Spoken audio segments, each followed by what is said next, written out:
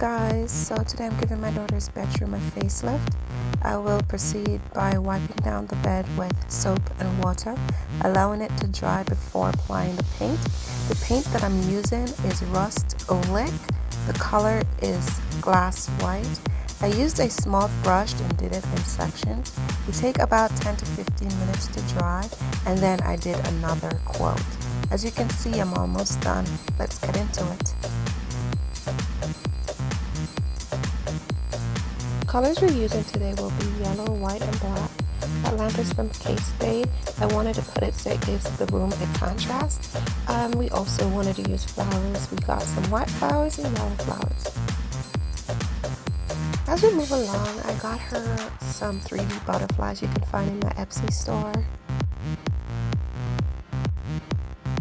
Gave her functional storage with the ottoman on the boxes.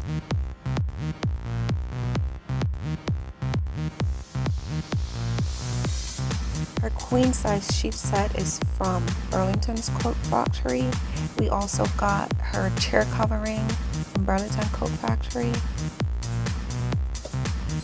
This is the finishing look of her room. Thanks for watching. Please like and subscribe. Bye.